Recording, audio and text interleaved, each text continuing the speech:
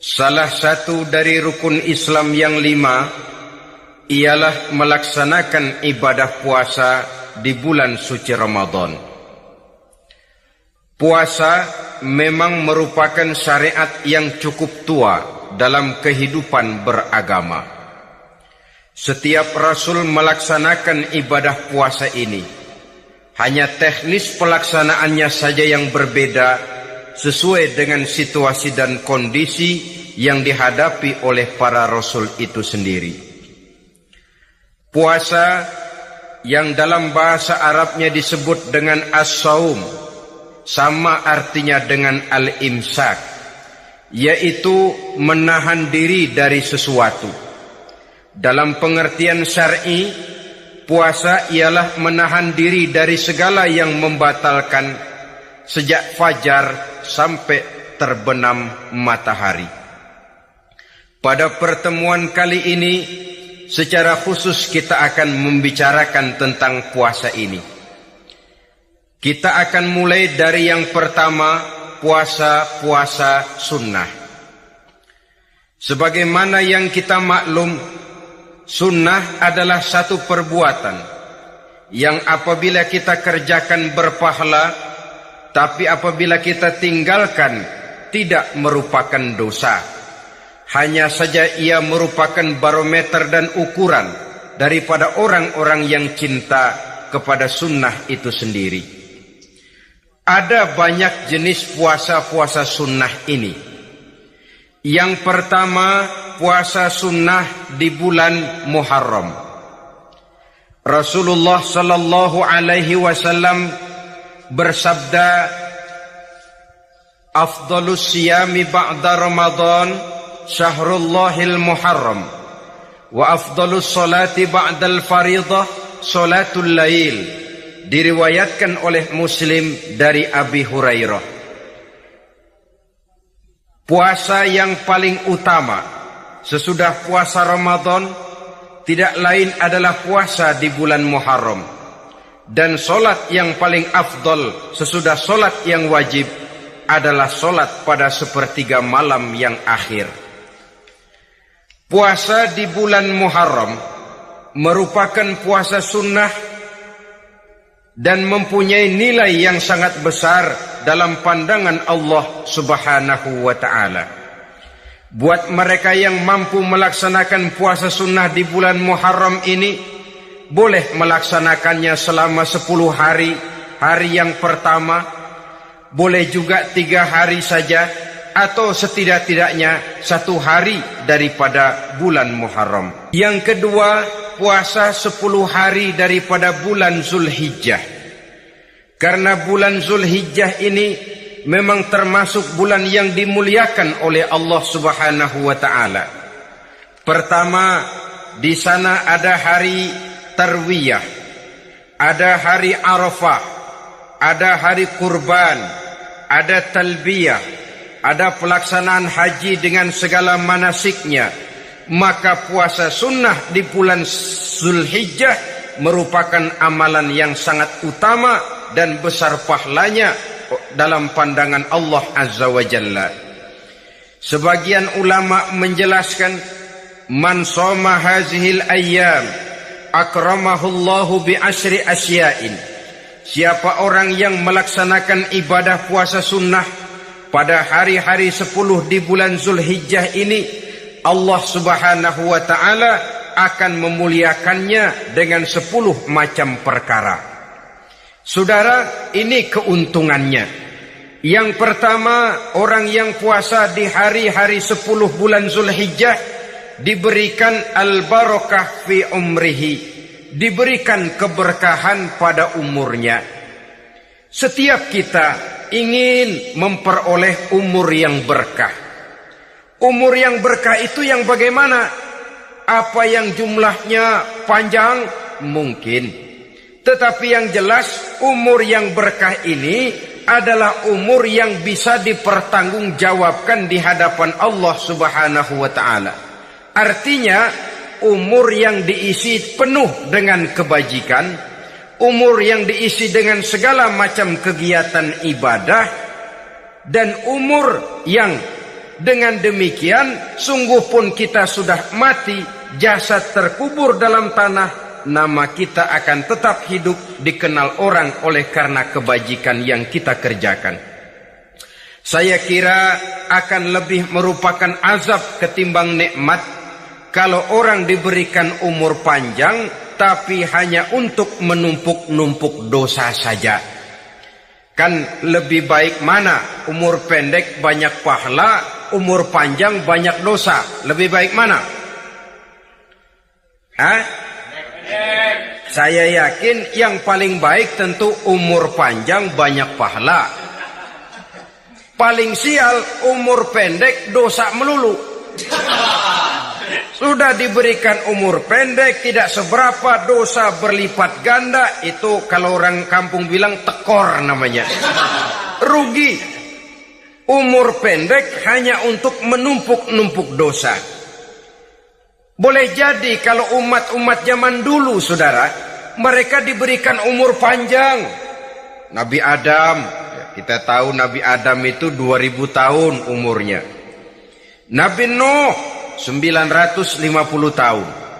Umatnya ya rata-rata segitu itu. Nah, kalau mereka misalnya punya umur 800 tahun, lalu 200 tahun mereka melakukan dosa, kan masih punya restan 600 tahun untuk taubat. Karena umurnya diberikan jatah panjang. Kita ini oleh Allah Subhanahu wa taala, umat Nabi Muhammad ini umurnya pendek-pendek. Kalau nyontoh Nabi 63 tahun saja. Kalau diberikan 70 tahun umur kita sekarang, itu sudah dapat jatah lebih 7 tahun. Alhamdulillah bahwa Allah memberikan saat-saat, waktu-waktu, tempat-tempat yang punya nilai istimewa, sehingga umur yang pendek ini bisa bernilai panjang. Nilai ibadahnya bisa bernilai pahala seperti umat yang berumur panjang dahulu itu.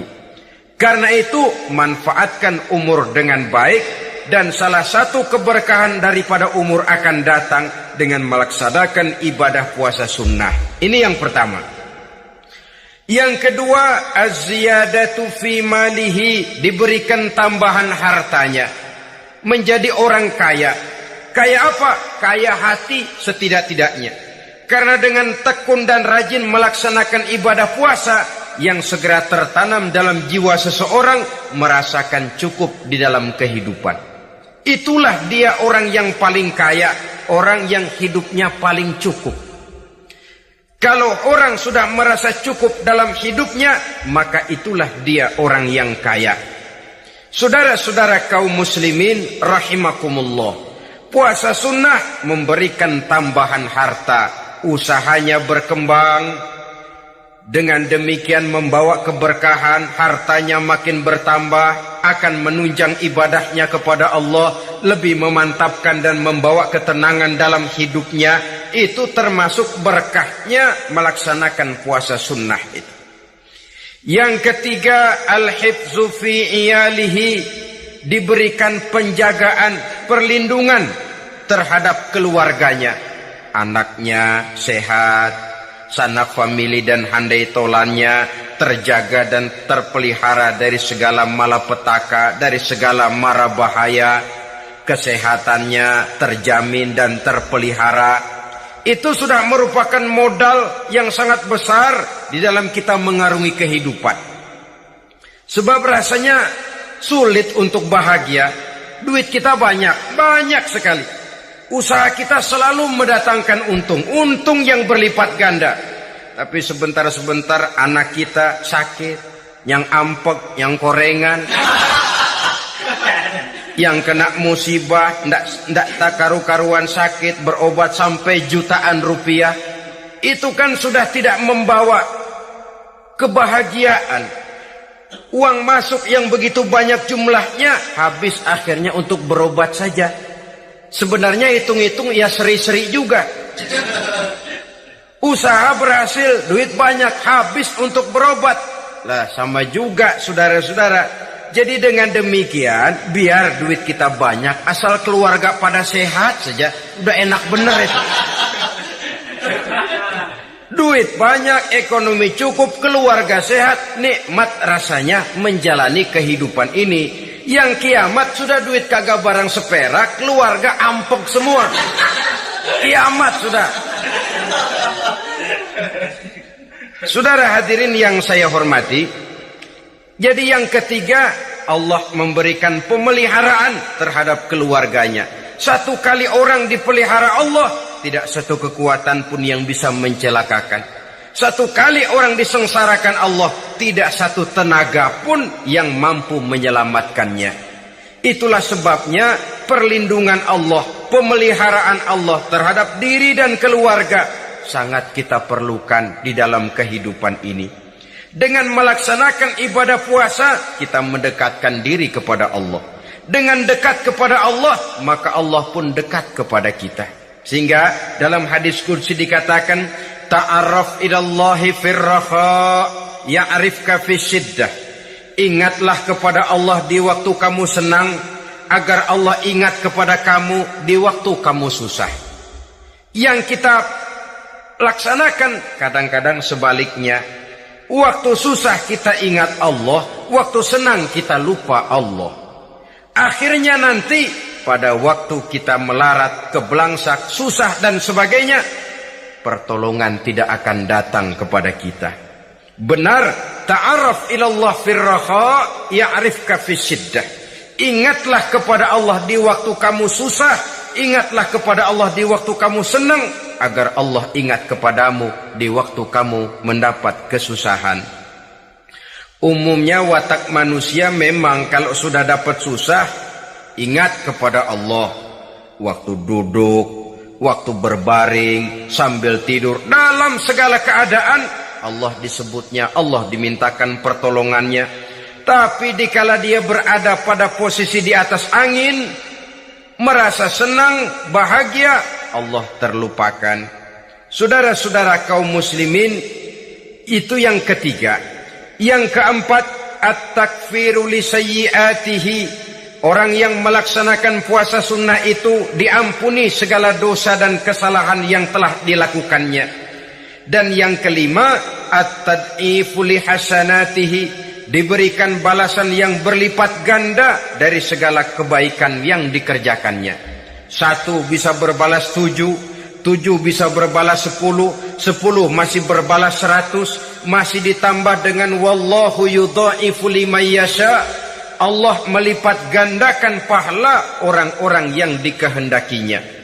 Maka carilah satu kebaikan yang apabila kita kerjakan, dosa akan dihapus dan nilai pahalanya menjadi berlipat ganda. 1 kali kita bekerja, 2-3 pulau bisa kita raih dan kita jangkau. Yang keenam, orang yang melaksanakan puasa sunnah di bulan Zulhijjah, at-tashil li sakarati mautihi, diberikan kemudahan pada saat menghadapi sakaratul maut. Maut a mysterious problem. Dia adalah pintu yang setiap orang pasti akan memasukinya. Bahwa mati adalah mati, itu semua kita tahu. Tapi hakikat orang pada saat menghadapi mati itu kan berbeda-beda. Ada yang matinya itu gampang sekali, persis orang tidur saja, tidak nampak gelisah, tidak bikin susah yang hidup, tidak gelimpangan di tempat tidur, persis seperti orang mau tidur saja. Ada yang sulit sekali menghadapi sakaratul maut, gelimpangan di tempat tidur, bikin bingung orang yang nunggu. Kadang-kadang seperti kerbau digorok lehernya. Saudara-saudara, sulit menghadapi sakaratul maut.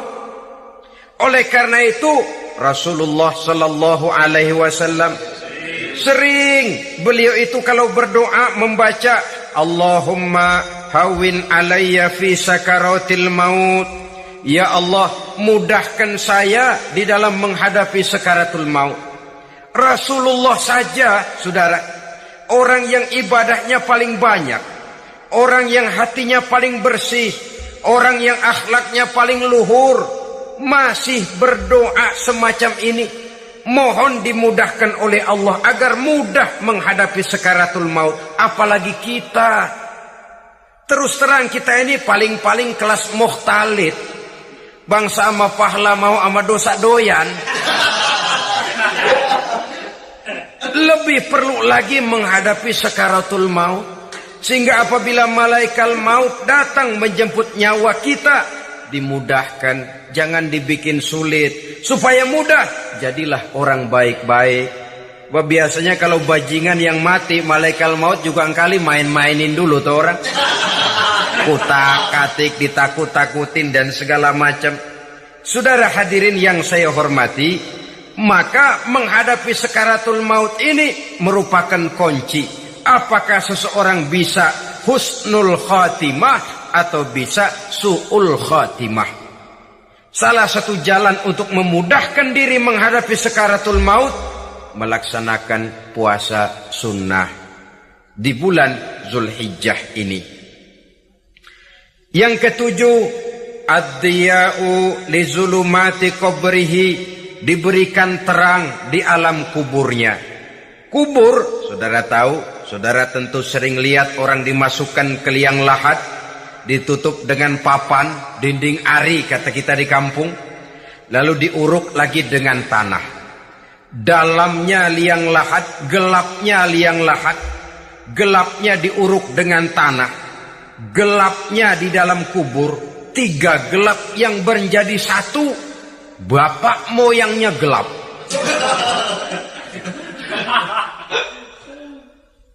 Puasa sunnah ini merupakan terang di alam kubur kita nanti.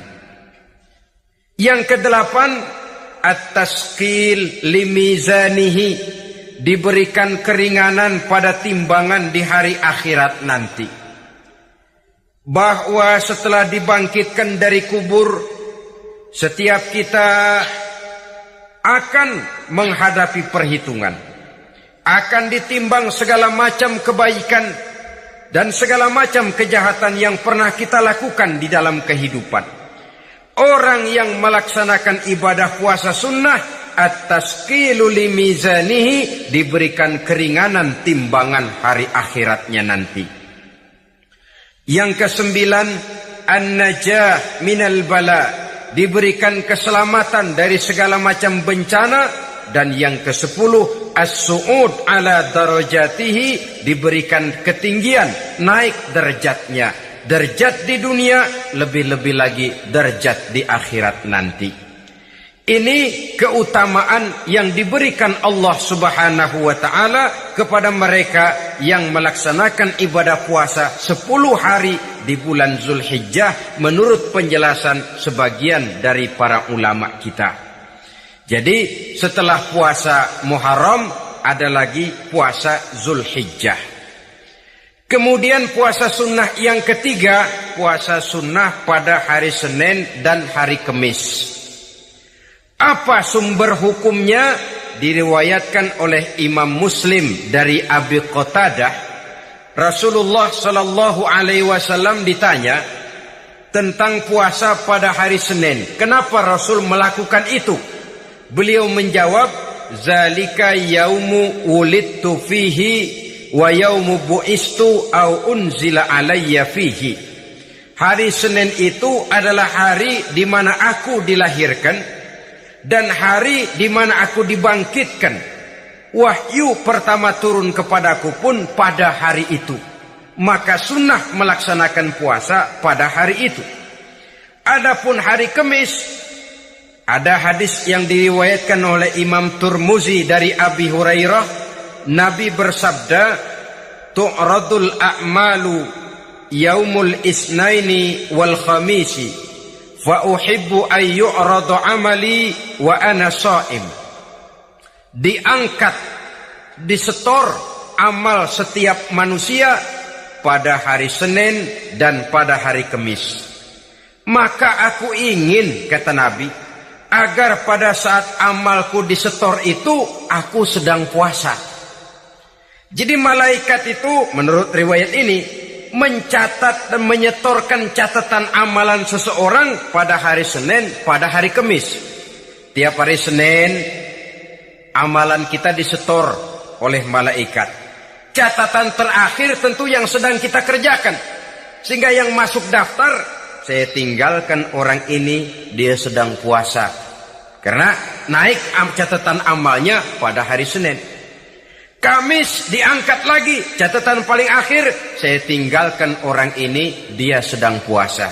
Itu makna fa uhibbu ayyurada amali wa ana shaim. Aku senang kalau pada saat amalku disetor, catatan paling akhir aku lagi puasa. Satu keistimewaan. Alangkah celaka tiap amalan disetor kita sedang berbuat jahat. Senin, Kemis, teler, mabok, judi. Tiap amalan disetor catatan akhirnya saya tinggalkan si fulan lagi teler. Laporan Senin. Kemis laporan lagi. Saya tinggalkan si fulan lagi mirip kartu. Saudara hadirin yang saya muliakan, alangkah jeleknya catatan kita. Oleh karena itu sunnah puasa pada hari Senin dan hari Kemis. Ini amalan sunnah saudara-saudara. Dan oleh karena ini amalan sunnah, sebagian ulama memberikan penjelasan, walaupun lupa niat, kalau sudah malam itu lupa niat, boleh niatnya sudah siang puasa sunnah ini. Dengan catatan dari pagi belum makan apa-apa. Malam saudara lupa, tahu-tahu ingat ini hari Senin, ini hari Senin. Dah jam 10, niatlah jam 10 itu. Sah puasanya asal dari pagi belum makan apa-apa. Tapi kalau sudah dapat 2 piring baru niat, jam 10 itu lain, ngojek namanya.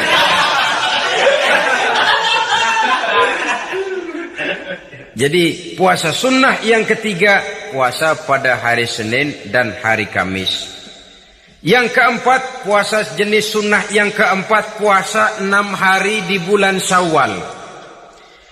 Diriwayatkan oleh Imam Muslim dari Abi Ayyub bahwa Nabi bersabda, "Man shoma Ramadhana summa atba'ahu sittan min Syawal kana kasyamid dahri." Barang siapa yang berpuasa di bulan Ramadan, kemudian diikutinya dengan 6 hari di bulan Syawal, maka dia seolah-olah seperti orang yang berpuasa 1 abad lamanya. Allahu Akbar. Demikian besar keuntungannya. 6 hari di bulan Syawal sama dengan orang yang berpuasa 1 abad lamanya. Ini fadailul a'mal saudara-saudara. Jangan diartikan karena menang sudah puasa 6 hari bulan Syawal, Ramadan tahun depannya lantas nggak puasa. Kenapa? Ukurannya sudah 1 abad. Bukan itu pengertiannya. Ini mendorong orang memberikan ganjaran pahala yang sedemikian besar. 6 hari setelah Ramadan, artinya di bulan Syawal. Tidak pada hari pertama Syawal karena haram hukumnya berpuasa pada hari fitri itu. 6 hari di bulan Syawal. Tinggal lihat yang mampunya saja. Boleh berurutan, boleh tidak berselang-seling, boleh. Asal saja jumlahnya 6 hari selama masih bulan Syawal itu. Hari ini 3 hari lagi, 4 hari lagi diselang-seling atau berurutan, itu juga lebih baik. Puasa sunnah 6 hari daripada bulan Syawal. Kemudian yang kelima, puasa sunnah 3 hari pada setiap bulan. 3 hari pada setiap bulan. Diriwayatkan oleh Imam Bukhari dan Muslim dari Abi Hurairah. Abi Hurairah bercerita, "Ausani khalili sallallahu alaihi wasallam bisalasin." Kekasih saya Rasulullah berwasiat kepada saya, memesankan benar-benar kepada saya untuk melaksanakan 3 amalan yang terpuji. Pertama, siyamu salasati ayyamin min kulli syahrin. Puasa 3 hari dalam setiap bulan. Ini wasiat yang pertama. 3 hari pada setiap bulan. Tidak peduli bulan apa saja. Dalam artian ya bulan menurut perhitungan Islam ya. Muharram, Safar, Rabiul Awal, Rabiul Tsani, Jumadal Ula, Jumadil Akhir, Rajab, Sya'ban, Ramadan, Syawal, Zulqa'dah, Zulhijjah dan selanjutnya. 3 hari pada setiap bulan. Tanggalnya tanggal berapa saja? Lebih utama pada yang disebut Yaumul Bid, yaitu hari-hari di mana bulan menunjukkan purnama. Tanggal 13, tanggal 14 dan tanggal 15 pada setiap bulannya itu disunahkan melaksanakan puasa. Itu wasiat pertama, puasa 3 hari pada setiap bulan. Wasiat yang kedua, warok'atai duha, melaksanakan sholat duha sekurang-kurangnya 2 rakaat. Itu wasiat yang dipesankan benar kepada saya, kata Abi Hurairah. Pertama, puasa 3 hari pada setiap bulan. Yang kedua, usahakan jangan meninggalkan 2 rakaat minimal daripada sembahyang duha. Kita tahu sembahyang duha itu sembahyang sunnah di waktu pagi seketika matahari naik sepenggalahan. Sekurang-kurangnya 2 rakaat, sebanyak-banyaknya 8 rakaat. Di antara fadilah atau keutamaan daripada sholat duha ini yaitu menyangkut masalah rezeki dan usaha. Kemudian wasiat yang ketiga, wa an utira qabla an anama. Beliau sangat berwasiat kepada saya untuk sholat witir sebelum tidur. Artinya sholat malam sebagai amalan sunnah di dalam kehidupan kita. Jadi saudara-saudara, dalam hidup ini kita akan selalu berbentur dengan keperluan. Kalau pada satu saat kita sudah sampai kepada tahap berpikir ini keperluan saya, tentu hal-hal semacam ini akan kita kerjakan. Kita belum tergerak melaksanakan ini semua oleh karena barangkali kita merasa belum memerlukannya.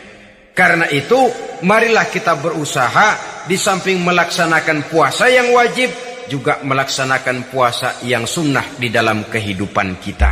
Ini jenis puasa-puasa yang sunnah. Kemudian yang kedua, ada macam puasa yang disebut puasa nazar.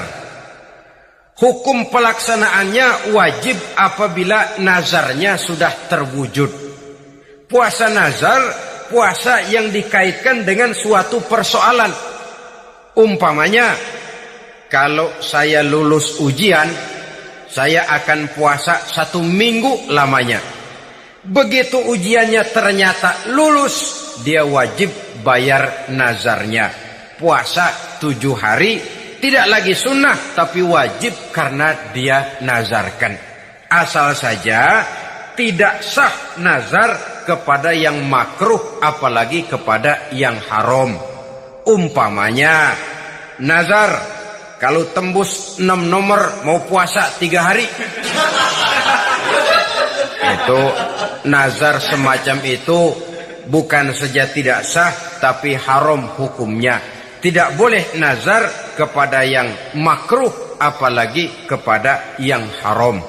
Jadi apabila maksud yang sudah kita niatkan tercapai, wajiblah nazar itu dibayar, yaitu kalau nazarnya sunnah, melaksanakan ibadah puasa. Saudara-saudara kaum muslimin rahimakumullah. Jenis puasa yang ketiga kita kenal dengan puasa wajib. Dan ini kita laksanakan pada bulan suci Ramadan. Tentang teknis pelaksanaan ibadah puasa di bulan Ramadan sudah pernah saya bicarakan pada pertemuan tentang Ramadan dan Idul Fitri. Pada kesempatan ini saya hanya ingin mengajak bahwa di dalam melaksanakan ibadah puasa Ramadan ini, marilah kita mengadakan evaluasi. Kenapa demikian? Barangkali secara jujur, walaupun agak berat, saya masih harus berkata, masih banyak di antara kita umat Islam yang di dalam melaksanakan suatu ibadah terjebak dalam rutinitas ritual. Apa itu rutinitas ritual? Itu bahasa susah. Berhubung saya tidak ingin bicara yang susah-susah, kita bicara yang mudah-mudah saja. Maksud saya, banyak di antara kita umat Islam yang di dalam melaksanakan suatu ibadah itu hanya dengan prinsip asal sekadar gugur kewajiban saja. Akibatnya, sampai sejauh mana ibadah itu berhasil membentuk kepribadian diri kita, kita jarang mengadakan evaluasi dan penilaian. Solat yang penting gugur kewajiban. Puasa yang penting sudah gugur kewajiban. Haji yang penting sudah gugur kewajiban. Maka jangan heran kalau itu yang jadi prinsip, ibadah lantas tidak punya dampak dalam membentuk kepribadian diri. Banyak orang yang rajin sholat tapi munkarnya jalan terus. Sampai kadang-kadang kita bingung, yang sembahyang dia, yang nyolong dia. Puasanya kelihatannya tekun tapi tidak punya kepekaan sosial. Sama yatim piatu bersifat masa bodoh, sama fakir miskin malah gemes. Tidak lantas tumbuh kepekaan sosial walaupun dia sudah ikut merasakan tidak enaknya lapar dan haus. Ada juga yang sudah haji 4-5 kali mondar-mandir Jakarta Mekah, tapi gaya hidupnya tetap seperti katak di kolong tempurung, picik, sempit pandangan, dangkal hati, tidak terbuka walaupun sudah melihat Islam dalam skala internasional. Yang dia lihat, yang dia saksikan, yang dia pandang tidak sanggup menggugah dan mengubah jiwanya, tidak bisa mewarnai pandangan hidupnya. Inilah akibatnya kalau ibadah hanya dikerjakan dengan prinsip asal sekadar gugur kewajiban. Hasilnya yaitu tadi, hajinya cuma menang topi putih sama serban. Solatnya cuma prinsip asal gugur kewajiban. Begitu juga puasanya, begitu juga zakatnya dan ibadah-ibadah lainnya. Bukan tanpa satu maksud, jikalau Allah Subhanahu wa ta'ala memerintahkan kita melaksanakan ibadah puasa di bulan suci Ramadan. Bahkan maksud itu sangat jelas nampak pada penghujung ayat yang memerintahkan kita puasa. Ya ayyuhalladzina amanu kutiba alaikumus siyam kama kutiba alal ladzina min qablikum la'allakum tattaqun. Hai orang-orang yang beriman, diwajibkan atas kamu berpuasa sebagaimana telah diwajibkan juga kepada orang-orang yang sebelum kamu, la'allakum tattaqun, agar kamu dengan puasa itu menjadi manusia yang bertakwa kepada Allah Subhanahu wa ta'ala. Dengan kata lain, berhasil atau tidak puasa Ramadan kita ini akan nampak takwa kita meningkat atau tidak setelah kita melaksanakan ibadah puasa. Sehingga kalau orang mengatakan Ramadan itu merupakan month of training, bulan latihan, keluar latihan tentu harus semakin naik dan baik gaya kehidupan kita. Jadi tujuan utama daripada pelaksanaan ibadah puasa adalah untuk membentuk manusia yang bertakwa.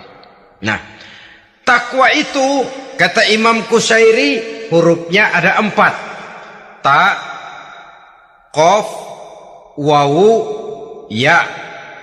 Masing-masing huruf ini merupakan simbol dari pribadi orang yang bertakwa yang dibina dan dibentuk oleh pelaksanaan puasanya.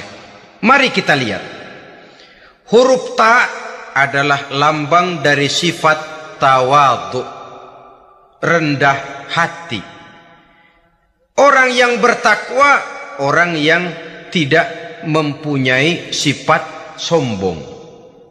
Puasa menanamkan kita kesadaran terhadap kelemahan, terhadap keterbatasan, terhadap segala ketidakmampuan yang kita miliki. Ya Allah, baru sehari nggak kena makan, nggak kena minum, sudah begini lemesnya. Puasa memang, kalau pagi orang masih sehat, masih terdorong oleh sahur.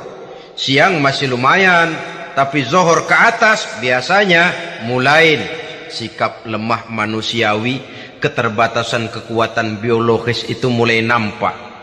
Dari sini tanam satu kesadaran, kalau begitu apa yang mau disombongkan di hadapan Allah?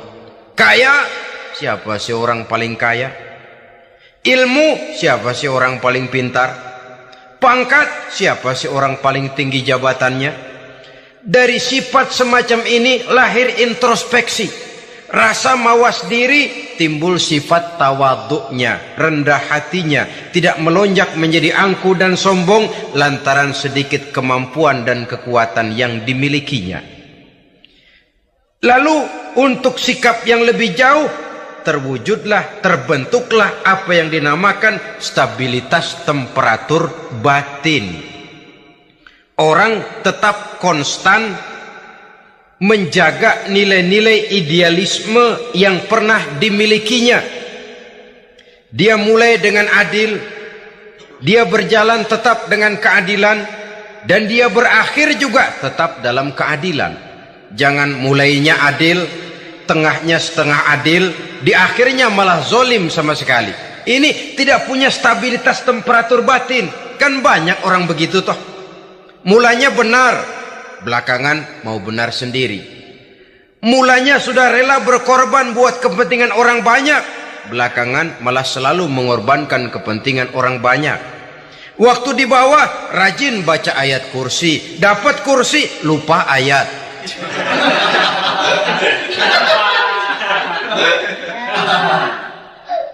Ini cerminan dari orang yang tidak punya stabilitas temperatur batin, tertipu oleh perasaan seolah-olah situasi dan kondisi sudah serba memungkinkan, sudah serba menguntungkan.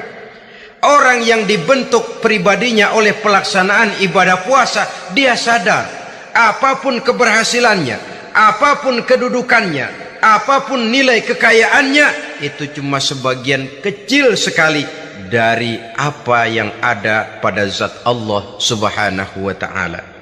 Dari sini timbul sikap rendah hati, tidak takabur, sesuai dengan namanya takabur dari kalimat takabbaro ya takabbaru, membesar-besarkan diri. Orang yang suka membesar-besarkan diri, orang yang tidak yakin bahwa dirinya orang besar, lalu dibesar-besarkan dirinya. Sebenarnya itu sudah satu sikap di mana dia tidak percaya kepada diri sendiri. Dirinya sebenarnya bukan apa-apa, cuma ingin dianggap besar, lalu dibesar-besarkan. Takabbur namanya. Puasa sekali lagi melatih kita menanamkan kesadaran akan kelemahan dan keterbatasan kita sebagai makhluk. Itu sikap tawadu. Fir'aun, saudara tahu Fir'aun itu kan dulunya cuman raja. Lama-lama dia jadi raja, lupa diri dan lupa daratan, melonjak menjadi angku dan sombong, sampai kepada puncak kekurang ajarannya, memproklamirkan dirinya menjadi Tuhan. Hitler juga begitu. Pendeknya orang manakala tidak ada kesadaran tentang dari mana segalanya berasal dan kemana segalanya akan kembali, dia mudah out of control. Kalau sudah out of control, maka dia akan melakukan perbuatan yang melampaui batas. Itu yang pertama. Jadi orang takwa, orang yang rendah hati, salah satu tujuan daripada pelaksanaan ibadah puasa menanamkan sikap rendah hati. Dari sikap rendah hati ini yang timbul lalu apa? Kepekaan sosial. Kalau saya puasa, saya sudah merasakan bagaimana tidak enaknya lapar. Saya sudah merasakan bagaimana tidak enaknya haus. Tapi bagaimanapun, saya lapar cuma sebentar, saya haus cuma sebentar. Selesai maghrib, lapar saya hilang, haus saya hilang. Bagaimana yatim piatu, orang-orang tua jompo yang perlu santunan, orang-orang miskin yang terkapar di kolong-kolong jembatan. yang tiap hari merasakan perasaan seperti ini tanpa tahu kapan hidup dan nasibnya akan berubah, tidur beratapkan langit berselimut koran. Kalau demikian saya ini beruntung, kalau demikian apa yang bisa saya lakukan untuk mereka? Kepekaan sosial ini lalu timbul dalam apa yang orang sekarang namakan solidaritas kesetiakawanan sosial. Hidup tidak hanya untuk kepentingan diri dan perutnya sendiri saja, tapi mau menolong, mau membantu orang yang memang memerlukan bantuan dan pertolongan itu sendiri. Jangan setelah tahu lapar tidak enak, haus tidak enak, tapi kita tidak mau tenggang rasa, tidak mau timbang rasa. Begini loh tidak enaknya lapar, begini loh tidak enaknya haus. Ini terjadi pada diri saya masih mampu, masih berbuka puasa. Bagaimana yang tiap hari merasakan seperti ini? Tidak Ramadan, tidak Syawal, tidak Zulqa'dah, tidak Zulhijjah, selalu kelaparan dan kehausan. Dari sana timbul kepekaan sosial. Lalu lahirlah sikap pemurah, dermawan, mau menoleh ke kiri dan ke kanan. Bahkan Al-Quran itu sampai mengancam betul. Ara'aita allazi yukadzibu bid-din fadzalika allazi yad'ul yatim wa la yahuddu ala ta'amil miskin. Tahukah kamu siapa orang yang mendustakan agama? Beragama tapi mendustakan agama. Islam katanya tapi mendustakan Islam. Solat dia tapi mendustakan solat. Puasa dia tapi mendustakan puasa. Siapa mereka itu? Fadzalika allazi yad'ul yatim. Merekalah orang-orang yang meninggalkan anak-anak yatim. Wala yahuddu ala ta'amil miskin, dan tidak pernah memberi pertolongan, tidak memerintahkan memberi makan kepada fakir miskin, walaupun dia berada pada posisi dan kondisi yang memang dia mampu. Nah, kalau dia tidak mampu itu lain soal. Dia mampu, dia tahu, dan dia diam saja. Itu termasuk yukadzibu biddin, orang-orang yang mendustakan agama. Berlindung kita kepada Allah, jangan sampai termasuk ke dalam kelompok itu. Yang kedua saudara, huruf takwa itu qaf. Qaf adalah lambang dari sifat qanaah. Qanaah artinya merasa cukup. Puasa melatih kita untuk bersikap cukup dalam hidup. Kalau kita perturutkan menjelang saat berbuka, menunggu waktu berbuka, istilah orang di Jawa Barat ngabuburit katanya. Kita menunggu saat berbuka, segalanya saja ingin kita beli, segalanya saja ingin kita minum, semuanya saja ingin kita makan. Sebab nafsu sudah begitu berupa, perut sudah sedemikian lapar, kerongkongan sudah sedemikian haus, rasanya semuanya saja ingin kita telan. Tapi tahukah kita bahwa setelah maghrib berbunyi, berapa banyak yang kita makan, berapa banyak yang kita minum? Sesuaikah dengan keinginan kita tadi siang? Tadi siang semuanya ingin kita makan, tadi siang semuanya ingin kita minum. Setelah berbuka, berapa banyak yang kita makan, berapa banyak yang kita minum? Itulah kehidupan. Segalanya ingin kita kuasai, segalanya ingin kita punyai, tapi berapa sih yang benar-benar kita perlukan? Maka orang kaya hakikatnya adalah orang yang hidupnya cukup. Orang miskin hakikatnya adalah orang yang selalu merasa kurang. Bagaimanapun besar rumah kita, banyak uang kita, berpuluh kendaraan kita, kalau hidup selalu merasa kurang, itu artinya kita masih miskin.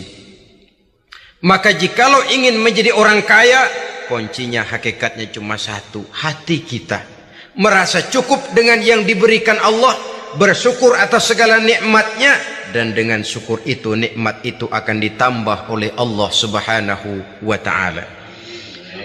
Puasa menimbulkan sifat qanaah, dan qanaah adalah watak daripada orang-orang yang bertakwa kepada Allah Subhanahu wa ta'ala. Bukankah manusia di dalam berhadapan dengan harta persis seperti orang minum air laut. Makin diminum makin haus, makin diminum makin kering tenggorokan. Begitulah orang berhadapan dengan materi. Tadinya dia akan senang kalau dia merasa punya tanah ratusan hektar. Sudah ratusan hektar, tidak cukup ngelamun lagi. Alangkah nikmatnya kalau bisa beli gunung. Gunung dibeli. Sudah punya gunung, lihat laut. Aduh, kalau laut juga bisa dibeli. Beli lagi laut. Sudah punya laut, lihat ke atas. Langit ada yang jual apa enggak ya?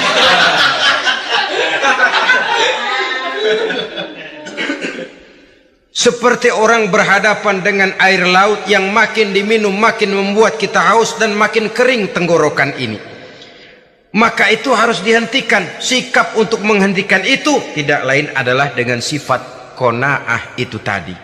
Merasa cukup dengan apa yang diberikan Allah, mensyukuri nikmatnya. Itu yang kedua. Yang ketiga, pada kalimat takwa ada huruf wawu. Wawu adalah simbol dari sifat wara dengan ain. Wara, orang yang terpelihara dirinya baik dari yang syubhat, lebih-lebih dari yang haram. Syubhat, saudara tahu, barang yang remeng-remeng. Tapi sungguh pun remeng-remeng, kira-kira prosentasenya 70-30. 70% haram, 30% kemungkinan halalnya. Maka yang syubhat lebih baik dijauhi daripada diambil. Orang yang punya kepribadian wara, dirinya terpelihara, jangankan dari yang haram, dari yang syubhat saja dia sanggup menjaga dan memelihara dirinya. Oleh karena itu saya heran kalau orang di bulan Ramadan dia sanggup menjaga diri di waktu siang dari jenis makanan yang halal, dari jenis minuman yang haram. Ada tahu nganggur di meja siang, enggak dia makan. Ada air teh nganggur di meja siang, enggak dia makan. Padahal itu jenis makanan dan minuman yang halal. Tapi ketika datang maghrib, dia berbuka dengan makanan-makanan yang dibeli dari uang yang dihasilkan dengan cara yang haram. Bukankah itu sesuatu yang terbalik? Bukankah dengan demikian sudah tidak lagi menimbulkan sikap yang bisa memelihara dan menjaga kepribadian diri? Orang yang membiasakan diri terpelihara dari yang syubhat apalagi yang haram, maka baik yang dipakainya, yang diminumnya, yang dimakannya terdirilah dari barang-barang yang baik yang dihalalkan oleh agama. Wara. Kemudian yang keempat, pada huruf kalimat takwa ada huruf yakin. Huruf ya simbol dari sifat yakin. Orang yang puasa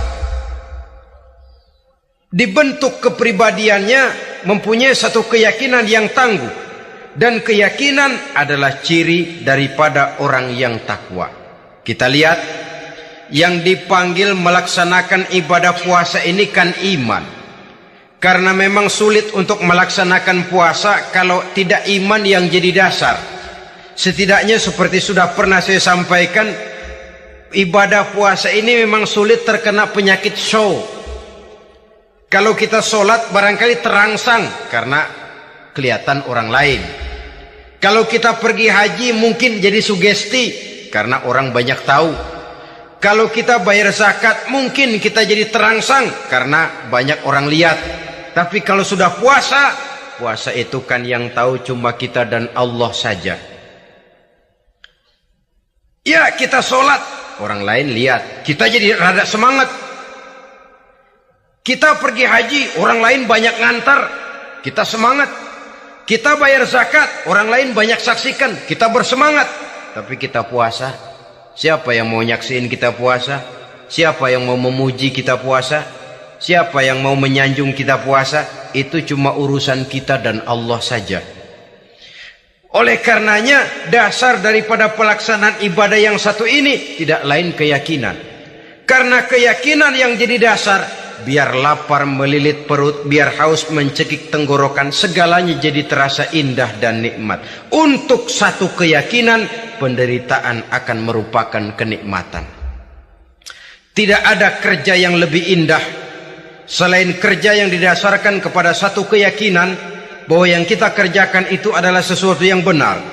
Dalam hal ini sesuatu yang diperintahkan oleh Allah Subhanahu wa taala kepada kita. Saudara-saudara kaum muslimin rahimakumullah. Demikianlah titik evaluasi kita. Jangan berpuasa hanya dengan prinsip asal sekadar menggugurkan kewajiban saja, yang akan berakibat Ramadan tahun ini berakhir begitu, Ramadan tahun depan berakhir begitu, dan dari tahun ke tahun kita hanya terjebak menjalani rutinitas ritualnya saja. Bahkan kadang-kadang yang nyata betul, Nabi menganjurkan tingkatkan ibadah pada 10 hari yang akhir di bulan Ramadan, tanggal 20 sampai akhir Ramadan. Yang kita praktekkan malah kegiatan ibadah kita justru menurun pada 20 Ramadan yang akhir. Coba lihat 20 Ramadan ke atas. Itu pasukan tarawih paling kelas 60-70 tahun ke atas. Kemana yang lain sudah berpikir menghadapi lebaran, berpikir pulang mudik, berpikir macam-macam. Akibatnya konsentrasi ibadah lalu buyar. Dianjurkan Rasul, tingkatkan ibadah pada 10 hari yang terakhir. Kita malah makin ke akhir makin lancip.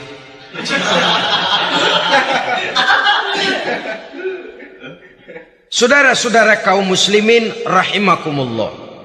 Kita terjebak oleh sesuatu yang sementara, oleh sesuatu yang bersifat kulit, lalu meninggalkan isinya. Padahal jikalau kita tidak mengisi Ramadan dengan kegiatan ibadah, berarti kita tidak keluar dari Ramadan dengan jiwa yang baru, yang sudah ditempa oleh pengalaman ibadah di bulan Ramadan. Artinya kita tidak kembali kepada fitrah, kesucian seperti saat kita dilahirkan. Lalu kalau kita tidak kembali kepada fitrah, apa yang mau kita rayakan pada Idul Fitri itu? Di mana letak kegembiraan kita? Di mana letak kebahagiaan hati? Kembalikah kita kepada fitrah? Tidak. Benarkah puasa yang kita kerjakan? Kelihatannya juga tidak.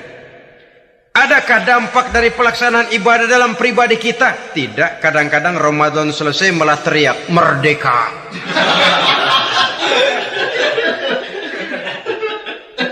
Kalau tadinya Ramadan dia merasa terhalang, mau keluar siang, mau makan siang, bulan puasa, mau minum siang, bulan puasa, mau gandengan, bulan puasa. Ramadan selesai, kibarin bendera, teriak merdeka. Lalu kembali merajalela. Saudara-saudara, dampaknya tidak akan kelihatan. Padahal puasa yang baik, la'allakum tattaqun, membentuk manusia yang bertakwa kepada Allah Azza wa Jalla. Nah, sekarang apa kemudahan dan keistimewaan yang akan diberikan Allah kepada mereka yang sampai kepada tingkat takwa ini?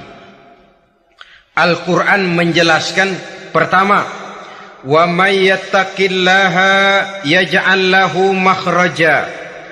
Barang siapa yang bertakwa kepada Allah Subhanahu wa taala, maka dia akan diberikan makhraja. Makhraja itu jalan keluar dari segala macam kesulitan. Jalan keluarnya ada saja. Menurut ukuran kemampuan dia tidak mungkin, mustahil, tidak bisa.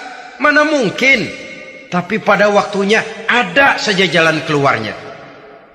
Termasuk jenis yang yaj'allahu makhraja. Orang yang bertakwa kepada Allah selalu diberikan jalan keluar dari segala kesulitan yang dihadapinya. Siapa sih orangnya yang tidak pernah sulit dalam hidup ini? Siapa orang yang tidak pernah mengalami kesulitan? Tapi kadang orang menilai, itu kelihatannya hidupnya enak aja ya, kayaknya nggak pernah mengalami kesulitan. Sebenarnya bukan tidak pernah mengalami kesulitan, Allah selalu memberikan jalan keluar dari segala kesulitan yang dihadapinya. Lah kalau Allah yang memberikan jalan keluar, tentu sangat mudah sekali. Orang yang bertakwa diberikan jalan keluar dari segala macam kesulitan. Satu. Yang kedua, wa yarzuqhu min haitsu la yahtasib. Dia akan diberikan rezeki oleh Allah dengan jalan yang tidak disangka-sangka. Rezekinya datang dengan cara yang tidak disangka-sangka. Gajinya mungkin kecil, tapi penghasilannya gede. Kan itu yang penting.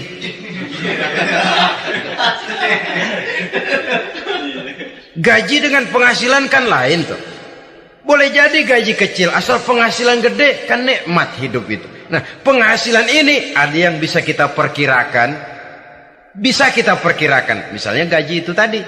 Kalau saya kerja, gaji saya begini.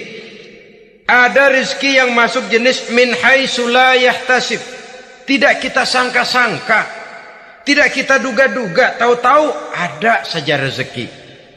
Datang orang bawa persoalan yang mendatangkan hasil.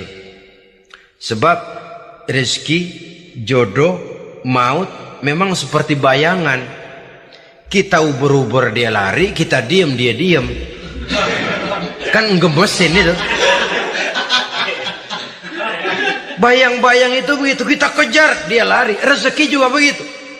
Kita diam dia diam. Setengah mati yang namanya rezeki kita cari, kita uber, ngobek sampai ratusan bohong kita kerjain.